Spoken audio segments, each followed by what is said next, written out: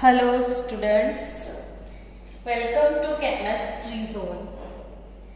આપણે ઓર્ગેનિક કેમિસ્ટ્રીની થોડી શરૂઆત હવે કરી લઈએ. એમાં આજે જે ચેપ્ટર શરૂ કરવાના છે એ છે હેલો અલ્કેન, હેલો અલ્કેન અને હેલો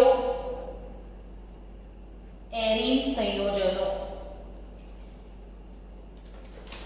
હેલો એલ્કેન અને હેલો એરીન સંયોજનો આ ટોપિક જે છે આપણો એ એક વખત તમને શીખવાડી દીધેલું છે આ ચેપ્ટર, બટ એ વખતે આપણે વિડીયો નહોતા લીધા, સો વિડીયો રેકોર્ડિંગ નથી તો આપણે ફરીથી ચેપ્ટર પણ ચલાવી દઈએ, તમારું રિવિઝન પણ થઈ જશે અને સાથે સાથે ચેપ્ટરના વિડીયોઝ પણ અવેલેબલ થઈ જશે.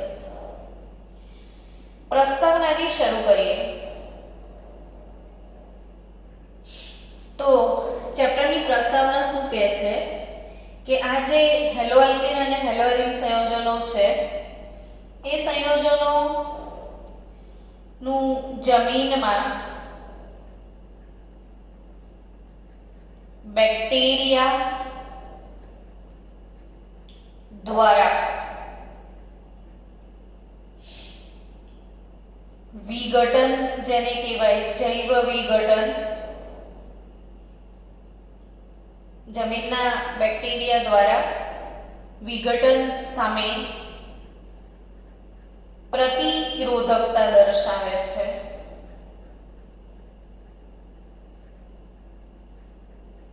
દર્શાવતા હોવાથી પર્યાવરણમાં તેમની હાજરી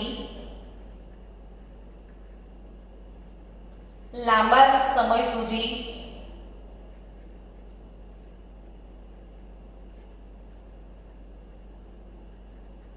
જોવા મળે છે. હવે આના પર થોડું ધ્યાન આપીએ તો એ એવું કહેવા માંગે છે કે જમીનની અંદર બેક્ટેરિયા જે છે એના દ્વારા આ સંયોજનોનું જૈવ વિઘટન થતું નથી. જેમ કે શાકભાજી ઘરમાં સમાર્યું તો શાકભાજીનો જે કચરો નીકળ્યો એ કચરાને જો તમે ઘરની બહાર ફેંકી દેશો તો કદાચ એકાદ અઠવાડિયામાં એ કચરાનું વિઘટન થઈને સાદા પદાર્થોમાં ભળી જાય છે ને જમીનમાં ખાતર સ્વરૂપે તમને મળે છે. એટલે ફરીથી એ લોકો જમીનને પૌષ્ટિક જ બનાવે છે, જમીનને નુકસાન કરતા નથી. પરંતુ આ ટાઈપના જે સંયોજનો છે, ફોર એક્ઝામ્પલ આપણે બનાવેલું એક સંયોજન છે ડીડીટી.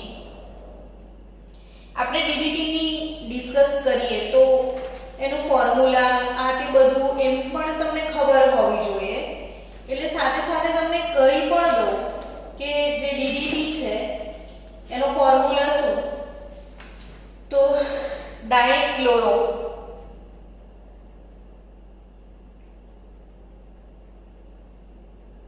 ડાયફિનાઇલ try chloro ethane.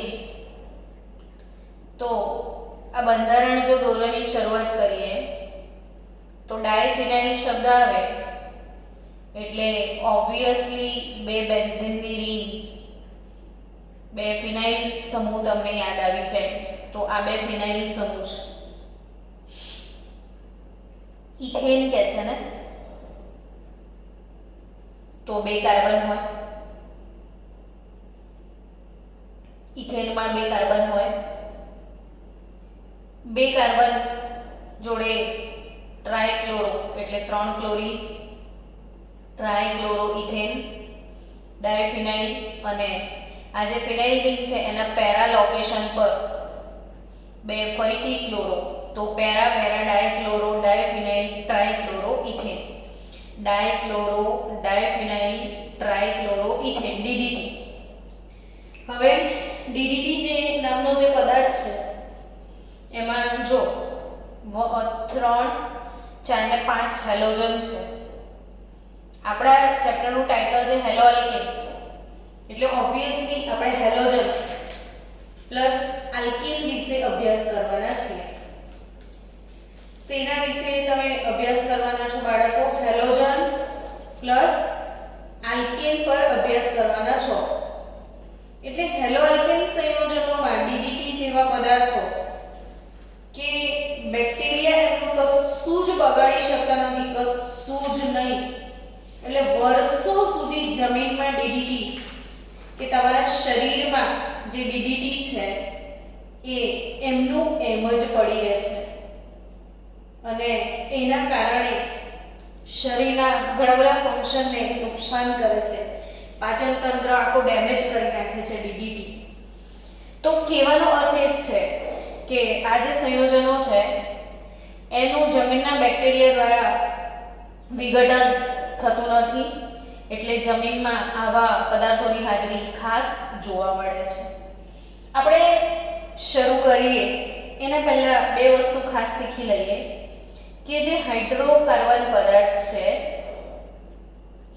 એ હાઇડ્રોકાર્બન પદાર્થનું જો વર્ગીકરણ કરવામાં આવે મુખ્ય બે ભાગમાં, તો એવા અગત્યના બે ભાગ છે. એક એલિફેટિક હાઇડ્રોકાર્બન અને બીજું છે એરોમેટિક હાઇડ્રોકાર્બન. હવે એલિફેટિક અને એરોમેટિક આ બંને વચ્ચેનો જે બેઝિક તફાવત છે એ દરેક બાળકે સમજવો બહુ જરૂરી છે. એલિફેટિક એટલે કેવા સંયોજનો કે જે સંયોજનોમાં સિમ્પલ કાર્બન શૃંખલાઓ જોવા મળે, સાદી કાર્બન શૃંખલાઓ હોય, જ્યારે જે સંયોજનોમાં આ જે બેન્ઝીન એરોમેટિક પદાર્થ છે એવા ચક્ર જોવા મળે. આપણે એરોમેટિક પદાર્થની લાક્ષણિકતા ભણ્યા હતા કે જે સમતલીય ચક્રીય સંયોજનો, જે સમતલીય ચક્રીય સંયોજનો કે જેમાં પાઈ ઇલેક્ટ્રોનની સંખ્યા 4n+2 થાય. પાઈ ઇલેક્ટ્રોનની સંખ્યા કેટલી હોય? 4n+2, તો તે એરોમેટિક કહેવાય. તો આવા એરોમેટિક પદાર્થો ખાસ કરીને બેન્ઝીનની રિંગમાં આ જે 3 દ્વિબંધના પાઈ ઇલેક્ટ્રોન છે એ પાઈ ઇલેક્ટ્રોન પાઈ વાદળમાં સતત ઘૂમતા હોય છે ને આ પાઈ ઇલેક્ટ્રોન સતત ઘૂમે છે એના કારણે બેન્ઝીનમાં સ્થાયીતા જોવા મળે છે અને આ જ ગુણધર્મને આપણે એરોમેટિક કહેતા હોઈએ છીએ. જ્યારે જે સાદી કાર્બન શૃંખલાઓ છે કે જે ચક્રીય નથી એને આપણે એલિફેટિક કહીશું. હવે ધારો કે લેબોરેટરીમાં તમને કોઈ પદાર્થ આપ્યો છે ઓળખવા માટે હાઇડ્રોકાર્બન કે એ એલિફેટિક છે કે એરોમેટિક છે, તો લેબોરેટરીમાં તમે એને કઈ રીતે ઓળખશો? તો બાયલ્સ્ટાઇન કસોટીથી. બાયલ્સ્ટાઇન કસોટી શું છે કે તાંબાની પતરી લેવાની છે, લેબમાં જશો ને તો આ તમને મળશે અવશ્ય. તાંબાનું પતરું હોય આવું, એ તાંબાના પતરાને ચીપિયાથી પકડીને ગેસ અથવા બર્નરની ફ્લેમમાં ગરમ કરવાનું હોય છે અને એના પર પદાર્થ મૂકવાનો હોય છે.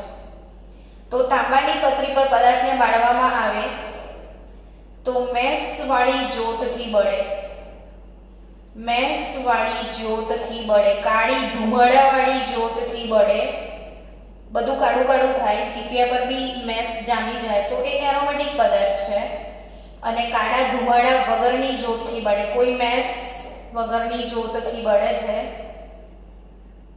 એવું ને એવું સફેદ જ રહે છે, તો સમજો કે એ પદાર્થ એલિફેટિક છે. ટૂંકમાં બેન્ઝીનની રિંગ સાથે કનેક્ટેડ મોટાભાગના પદાર્થો બધા એરોમેટિક કહેવાય ને આલ્કેન, આલ્કીન, આલ્કાઇન એવી સાદી શૃંખલા ધરાવતા પદાર્થોને આપણે એલિફેટિક કહીશું. એની અમુક વાતો એવી છે જે ચેપ્ટર શરૂ કરતા પહેલા ખ્યાલ હોવો જોઈએ, એટલે આપણે એનું રિવિઝન કરી લઈએ છીએ. ચલો શરૂ કરીએ કે આલ્કાઇલ હેલાઇડ, એરાઇલ હેલાઇડ આ બધું શું છે? તો આપણે કાર્બનિક હેલાઇડ જે છે, કાર્બનિક હેલાઇડ, આ કાર્બનિક હેલાઇડનું વર્ગીકરણ કરવા બેસીએ તો મુખ્યત્વે 3 ભાગમાં વર્ગીકરણ થશે. પહેલું છે હેલો આલ્કીન અથવા આલ્કાઇલ હેલાઇડ, હેલો આલ્કીન અથવા આલ્કાઇલ હેલાઇડ. બીજું છે હેલો એરીન અથવા એરાઇલ હેલાઇડ અને ત્રીજું જે છે એ એરાઇલ આલ્કાઇલ હેલાઇડ છે. હવે આ ત્રણની ડિટેલમાં વાત કરીએ. હેલો આલ્કેન અથવા આલ્કાઇલ હેલાઇડ, હેલો એરીન અથવા એરાઇલ હેલાઇડ અને એરાઇલ આલ્કાઇલ હેલાઇડ. તો હેલો આલ્કેન या આલ્કાઇલ હેલાઇડ શું છે? તો કે એલિફેટિક. એલિફેટિક હવે ખ્યાલ આવી ગયો તમને એલિફેટિક એટલે શું? તો આલ્કેન, આલ્કીન, આલ્કાઇન આવા પદાર્થો, સાદી ચેન ધરાવતા પદાર્થો. તો એલિફેટિક હાઇડ્રોકાર્બન, એલિફેટિક હાઇડ્રોકાર્બન માના હેલોજન પરમાણુનું વિસ્થાપન, એલિફેટિક હાઇડ્રોકાર્બન માના હાઇડ્રોજન પરમાણુનું વિસ્થાપન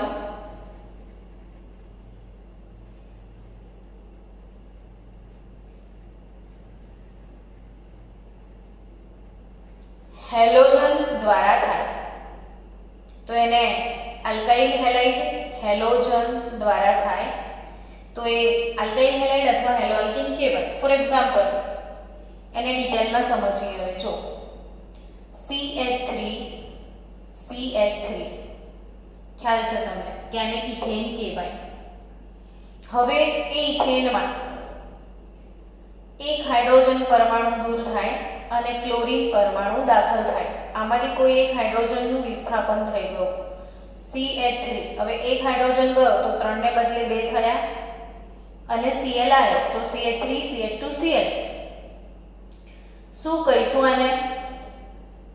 તો કે ક્લોરો ઇથેન. એટલે હેલો આલ્કીન, હેલો પહેલા બોલી, ક્લોરો એટલે હેલો બોલ્યા, પછી આલ્કીન એટલે ઇથેન બોલ્યા. અથવા એને આલ્કાઇલ હેલાઇડ તો એને બીજી રીતે તમે કહી શકશો ઇથાઇલ ક્લોરાઇડ. તો ઇન શોર્ટ કે જે હાઇડ્રોકાર્બન છે એ હાઇડ્રોકાર્બન એમાંના હાઇડ્રોજનનું વિસ્થાપન હેલોજન વડે થાય તો આપણે એને હેલો આલ્કીન અથવા આલ્કાઇલ હેલાઇડ કહેતા હોઈએ છે. ને એમાં હેલોજન પરમાણુ જે છે જનરલી એ હેલોજન પરમાણુની બાજુવાળો કાર્બન જે છે એ કાર્બન sp3 સંકૃત કાર્બન હોય છે. બાળકો એક ખાસ વાત યાદ રાખજો કે જ્યારે કાર્બન કાર્બન સિંગલ બોન્ડ હોય તો એ વાળો કાર્બન sp3 સંકરણમાં હોય છે.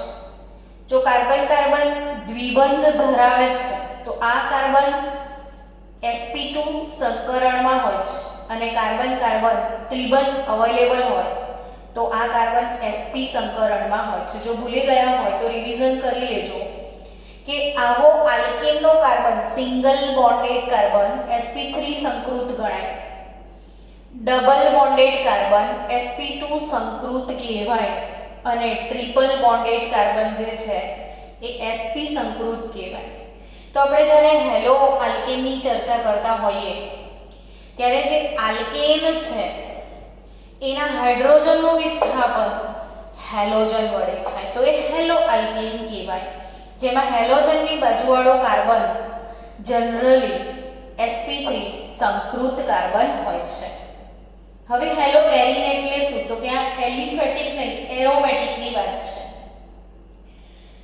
એરોમેટિક હાઇડ્રોકાર્બન હોય, એરોમેટિક હાઇડ્રોકાર્બન, અને એમાંના હાઇડ્રોજનનું વિસ્થાપન જ્યારે હેલોજન વડે થાય. હેલોજન તરીકે ખ્યાલ છે ને તમને? હેલોજન એટલે શું? ફ્લોરિન, ક્લોરીન, બ્રોમિન, આયોડીન, એસ્ટેટિન, આ બધા હેલોજન છે 17મા સમૂહના સભ્યો. તો એરોમેટિક હાઇડ્રોકાર્બન જેમ કે બેન્ઝીનની રિંગ લઈ લો તો આ એરોમેટિક છે. હવે અહીંયા એક હાઇડ્રોજન હોય છે જ, એ હાઇડ્રોજનનું વિસ્થાપન સપોઝ ક્લોરીન કે પછી બ્રોમિન કે આયોડીન કે ફ્લોરિન વડે થયેલું હોય તો આવા સંયોજનો હેલોજન પ્લસ એરોમેટિક એટલે હેલો એરીન સંયોજનો કહેવાય, અથવા એને એરાઇલ હેલાઇડ તરીકે પણ ઓળખી શકાય. આ ફિનાઇલ ક્લોરાઇડ કહી શકાય, ફિનાઇલ ક્લોરાઇડ એટલે એરાઇલ હેલાઇડ. તો હેલો એરીન શું છે એ પણ તમને ખ્યાલ આવ્યો હશે. તો લિટરલી જો સમજો કે આ બેન્ઝીનની રિંગ હોય તો ઓબ્વિયસલી અહીંયા દ્વિબંધ હશે, અને દ્વિબંધ હોવાના લીધે આ જે હેલોજન પરમાણુ છે એ જે કાર્બન સાથે જોડાયેલો છે એ કાર્બન sp2 સંકૃત કાર્બન છે. આ કાર્બન sp2 સંકૃત કાર્બન છે, જ્યારે આ કાર્બન sp3 સંકૃત કાર્બન છે. હેલોજનની બાજુવાળો sp3 સંકૃત છે ને અહીંયા હેલોજનની બાજુવાળો sp2 સંકૃત કાર્બન છે. હવે એરાઇલ આલ્કાઇલ હેલાઇડ શું છે? તો એરાઇલ આલ્કાઇલ હેલાઇડ એટલે એરોમેટિક પણ હોય. જો આ એરોમેટિક પાર્ટ લીધો આપણે એટલે એરાઇલ. આ એલિફેટિક પાર્ટ લઈએ CH2 તો આ એરોમેટિક પાર્ટ, આ વાળો એલિફેટિક પાર્ટ આલ્કાઇલ. તો એરાઇલ આલ્કાઇલ હેલાઇડ. તો જેમાં એરોમેટિક પાર્ટ પણ છે, એલિફેટિક પાર્ટ પણ છે ને એની સાથે હેલોજન જોડાયો છે તો એ એરાઇલ આલ્કાઇલ હેલાઇડ કહેવાય. તો બેઝિકલી કાર્બનિક હેલાઇડ જે છે એનું જે વર્ગીકરણ છે ખાસ તમે શીખી રહ્યા છો ફરીથી એકવાર કે કાર્બનિક હેલાઇડ 3 ટાઈપના છે. હેલો આલ્કેન અથવા આલ્કાઇલ હેલાઇડ, હેલો એરીન અથવા એરાઇલ હેલાઇડ ને એરાઇલ આલ્કાઇલ હેલાઇડ. તો આ અગત્યના 3 પ્રકાર એની ડિસ્કશન કર્યા પછી આપણે ધીરે ધીરે આગળ વધીએ છીએ, ટોપિક તરફ જઈએ છીએ. હેલો આલ્કીન પરમાણુઓ જે પણ છે એ તમારી જે ટેક્સ્ટબુકમાં પ્રસ્તાવના છે, પહેલો ફકરો જે છે એમાં એક સરસ મજાનો પ્રશ્ન છે કે હેલોજન ધરાવતા કાર્બનિક સંયોજનોની અગત્યતા શું છે? એટલે હેલોજન યુક્ત આ જે કાર્બનિક સંયોજનો છે, હેલોજન યુક્ત કાર્બનિક સંયોજનો એ કુદરતમાં ઓછા પ્રમાણમાં મળે છે, કુદરતી રીતે મળતા નથી, છતાં આપણે એની જરૂર છે. એટલે આપણે લેબમાં સંશ્લેષણ કરીને પણ એને મેળવીએ છીએ. એટલે આ જે હેલોજન યુક્ત કાર્બનિક સંયોજનો છે એ કુદરતમાં ઓછા પ્રમાણમાં મળી આવે છે, તો પણ આપણે એની જરૂરત છે જ, એટલે લેબમાં આપણે એને બનાવીએ જ છીએ. તો પ્રશ્ન તમને થાય કે એની શું જરૂર છે? આપણે ત્યાં ગુજરાત બોર્ડમાં આ પ્રશ્ન 3 માર્ક્સમાં પૂછાઈ પણ ગયો છે. જનરલી મોટા પ્રશ્નો તૈયાર કરવાની કોમ્પિટિશનમાં બાળકો આવી નાની વાતો ભૂલી જાય ને ખરેખર આવી નાની જગ્યાઓથી પ્રશ્નો પછી પૂછાય. એટલે ભૂલ્યા વગર આ પ્રશ્નને અવશ્ય મોડે કરવાનો કે હેલોજન સંયોજનોની અગત્યતા શું. તો પહેલી ચર્ચા કરીએ તો આ જે હેલોજન યુક્ત કાર્બનિક સંયોજનો છે એ નિપજ સ્વરૂપે મેળવવા, એટલે કે કાર્બનિક સંયોજનો જેમ કે ક્લોરોબેન્ઝીન લઈએ, જો ક્લોરોબેન્ઝીન એટલે હેલોએરિન થયું, તો ક્લોરોબેન્ઝીનનું તમે એમોનોલિસિસ કરશો ને તો તમને એમાંથી એનિલિન મળશે. ક્લોરોબેન્ઝીનથી તમે ફિનોલ મેળવી શકો છો. એમ ઘણા બધા સંયોજનો ક્લોરોબેન્ઝીનથી બની શકે. એટલે કહેવાનો અર્થ કે એ લોકો અન્ય કાર્બનિક સંયોજનો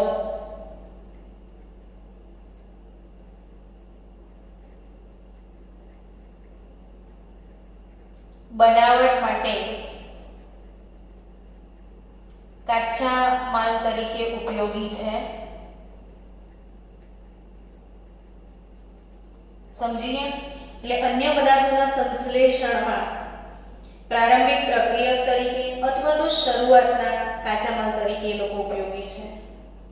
બીજું, આ સંયોજનોમાં ઉદાહરણ તરીકે આપો કે ભાઈ CH2Cl2 મિથિલિન ડાઇક્લોરાઇડ, CHCl3 ક્લોરોફોર્મ, આવા કેટલાક હેલોઆલ્કેન સંયોજનો છે એ બહુ જ સારા દ્રાવકો છે. અન્ય પદાર્થોને ઓગાળવા માટે એ લોકોનો ઉપયોગ દ્રાવકો તરીકે થાય છે. ત્રીજું, આપણા શરીર માટે તો ઘણા જ કામના છે. ઘણા બધા એવા રોગ છે કે જેમાં એમની જરૂર આપણે પડે છે દવા તરીકે. માનવ શરીરમાં રોગ પ્રતિકારક શક્તિ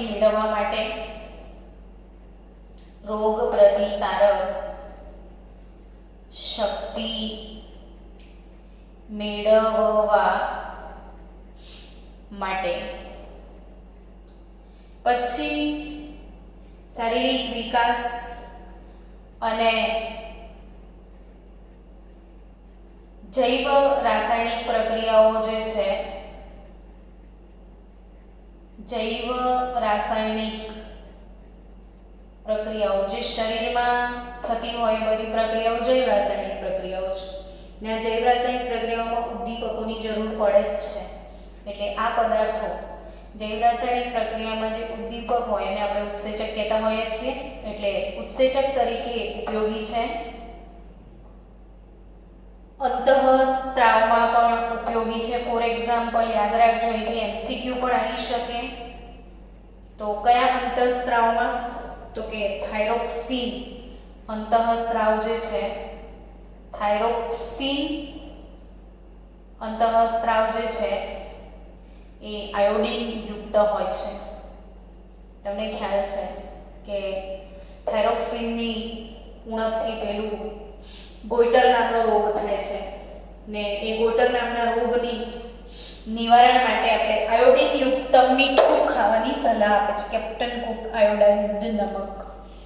તો જે આયોડિન યુક્ત સંયોજનો છે એ થાઇરોક્સિન અંતઃસ્ત્રાવ માટે પણ ઉપયોગી છે. એવી રીતે જો ટાઇફોઇડ અને મલેરિયા જેવા રોગોના ઉપચાર માટે ઔષધ તરીકે વપરાય છે. ટાઇફોઇડ અને મલેરિયા. ટાઇફોઇડના તાવમાં ક્લોરએમ્ફિનિકોલ, આપણે માનવ જીવનમાં રસાયણ વિજ્ઞાન ચેપ્ટર જે ભણ્યા હતા એમાં આપણે એન્ટીબાયોટિક ભણ્યા હતા, ક્લોરએમ્ફિનિકોલ યાદ આવતી હશે. તો આ ક્લોરએમ્ફેનિકલ જે એન્ટીબાયોટિક છે એ ટાઇફોઇડની સારવાર માટે વપરાય છે. મલેરિયા, તમે બહુ જ નામ એનું ફેમસ થઈ ગયું છે કોરોના કાળમાં, હાઇડ્રોક્સીક્લોરોક્વિન શબ્દ સાંભળેલો ને, હાઇડ્રોક્સીક્લોરોક્વિન. તો એ જે ક્લોરોક્વિન છે દવા, એ ક્લોરોક્વિન મલેરિયાના ઉપચારમાં, ક્લોરો શબ્દ પરથી ખબર પડી ગઈ હશે, અહીંયા પણ ક્લોર શબ્દ પરથી ખબર પડી ગઈ હશે કે એ મલેરિયાના ઉપચારમાં ઉપયોગી છે. અને બોલો આ દવાઓ તો કેટલી બધી મોટા પાયા પર વપરાય, તો આ પદાર્થોના મોટા પાયા પર સંશ્લેષણ કરવા જોઈએ. બીજું એક બહુ જ સરસ વાત કે જ્યારે ઓપરેશન થિયેટરમાં માણસ પર શસ્ત્રક્રિયા કરવામાં આવે છે ત્યારે એને નિશ્ચેતક આપવામાં આવે છે, જેથી બેહોશ થઈ જાય છે અને એના લીધે એને કોઈ પણ પ્રકારનો દર્દ જે છે એ અનુભવાતો નથી ને બહુ સફળતાપૂર્વક ઓપરેશન કરી શકાય છે. તો શારીરિક શસ્ત્રક્રિયા દરમિયાન નિશ્ચેતક તરીકે હેલો ઇથેન સંયોજનો આપવામાં આવે છે. અને તમે ખાસ એક શબ્દ સાંભળ્યો હશે જે નિશ્ચેતક તરીકે વપરાય છે, ક્લોરોફોર્મ. ને ક્લોરોફોર્મ CHCl3 માણસને સૂંઘાડો તો એ બેહોશ થઈ જાય છે. સાંભળ્યું છે ને? એટલે શરીરના ચેતાતંત્રને નિષ્ક્રિય બનાવવા માટે આ ક્લોરોફોર્મ સૂંઘાડી દેવામાં આવે છે નિશ્ચેતક તરીકે, અને વ્યક્તિ બેહોશ થઈ જાય છે ને એના પર પછી ગમે તેવી શસ્ત્રક્રિયા થાય તો પણ એને ખબર જ ના પડે. અને ફ્લોરિનયુક્ત સંયોજનો જે છે, ફ્લોરિન યુક્ત સંયોજનો એ સર્જરી દરમિયાન રુધિરના કાર્યક્ષમ અવેજીમાં વપરાય છે. રુધિરના કાર્યક્ષમ અવેજી તરીકે વપરાય છે. એટલે રુધિરના ઓપ્શનમાં અવેજીમાં ફ્લોરિનયુક્ત સંયોજનો આપી શકાય છે. તો અહીંયા લિટરલી આ જે હેલોઅલ્કેન સંયોજનો છે એની અગત્યતા પૂછાય તો આપણે આ રીતે બાયફર્ગેટ કરીને લખવાની હોય છે. એ રીતે તમે જોયું કે કાપડ ઉદ્યોગોમાં જે રંગકો છે, કાપડ ઉદ્યોગ, એમાં રંગકોની બનાવટ તરીકે આ પદાર્થો વપરાય છે. તો રંગકોની બનાવટમાં પણ હેલો આલ્કેન સંયોજનો વપરાય છે. તમને એ બી ખ્યાલ છે કે ખેતીવાડીમાં જંતુનાશક દવા દરેક ફાર્મર વાપરે છે. ખેતીવાડીમાં જંતુનાશક દવા તરીકે ગેમેક્સિન અને ડીડીટીનો જે ઉપયોગ થાય છે એ ગેમેક્સિન એટલે બેન્ઝીન હેક્સાક્લોરાઇડ BHC અને ડીડીટી. તો આ પણ હેલો આલ્કેન સંયોજનો છે. એમ આ હેલો આલ્કેન સંયોજનો ભણતા હોઈએ તો એની અગત્યતાને નિવારી શકાય નહીં. તો ભૂલ્યા વગર અવશ્ય આ પ્રશ્ન 3 ગુણનો પૂછાઈ શકે છે. એટલે પ્રસ્તાવનામાંથી આ પ્રશ્ન અચૂક તૈયાર કરવાનો. 2 વર્ષ પહેલા જ બોર્ડના પેપરમાં તમને આ પ્રશ્ન જોવા મળશે. ચલો હવે થોડુંક આગળ વધીએ. આગળનો ટોપિક છે આ ચેપ્ટરનો અગત્યનો, એ છે વર્ગીકરણ. કયો ટોપિક છે? વર્ગીકરણ. અને વર્ગીકરણમાં આપણે પહેલો મુદ્દો 10.1.1 નો જો સમાવેશ કરીએ તો એ છે હેલોજન પરમાણુ, હેલોજન પરમાણુની સંખ્યાના આધારે. શેના આધારે આપણે વર્ગીકરણ કરવાનું છે? હેલોજન પરમાણુની સંખ્યાના આધારે. તો હેલોજન પરમાણુની સંખ્યાના આધારે અર્થાત કે કેટલા હેલોજન છે એના આધારે એનું વર્ગીકરણ કરવાનું છે. નંબર ઓફ હેલોજનના આધારે વર્ગીકરણ કરવાનું છે કે આલ્કાઇલ હેલાઇડમાં આલ્કાઇલ સમૂહ R સાથે હેલોજન પરમાણુ 1 જોડાયો હોય, હેલોજન પરમાણુ 1 ની સંખ્યાના આધારે વર્ગીકરણ જો કરીએ તો સમજો કે જો ફક્ત એક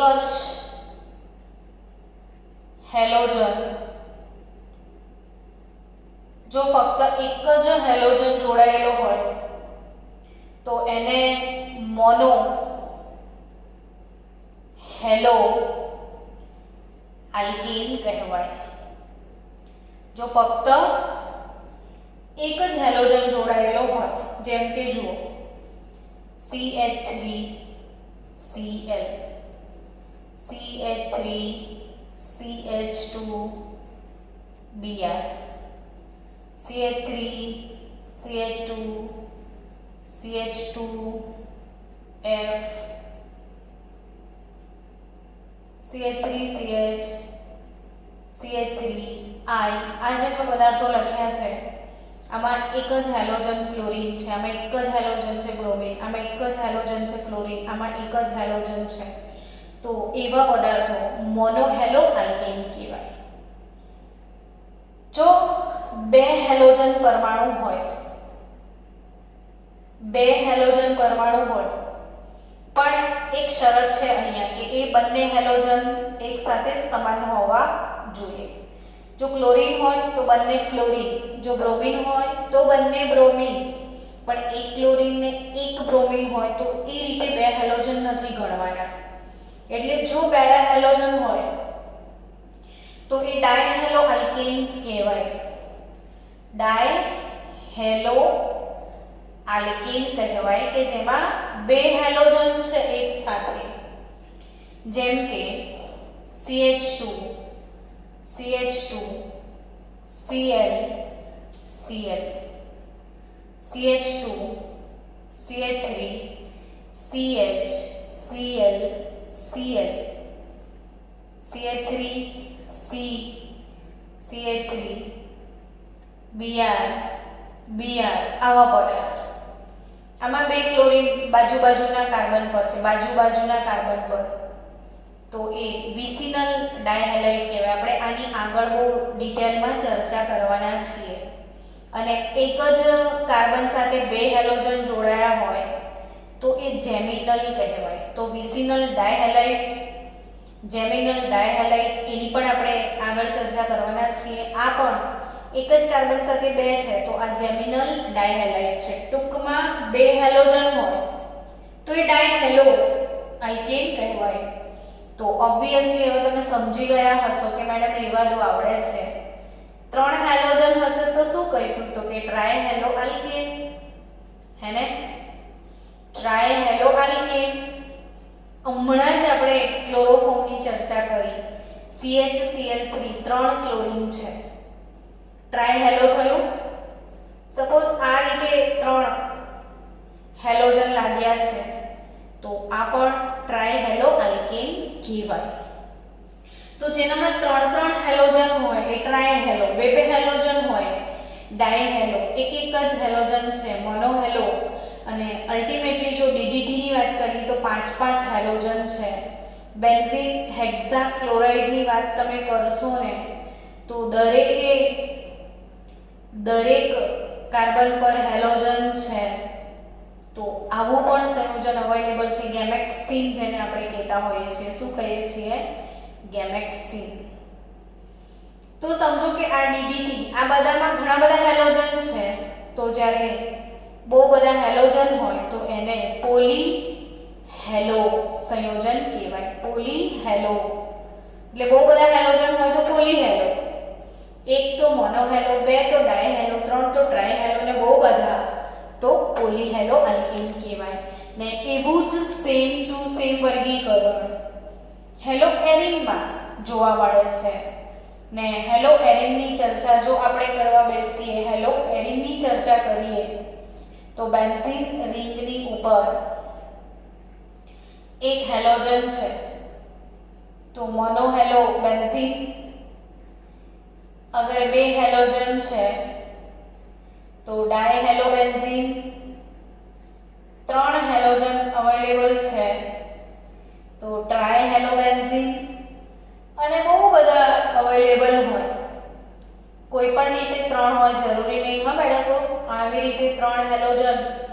તમે ઇન્ટ્રોડ્યુસ કરી શકો. તો 3 હેલોજન હોય તો ટ્રાયહેલો ને બહુ જ બધા હેલોજન હોય તો પોલીહેલો એરિક સંયોજનો આપણે એને કહીશું. તો આપણું એક વર્ગીકરણ અહીંયા પૂરું થાય.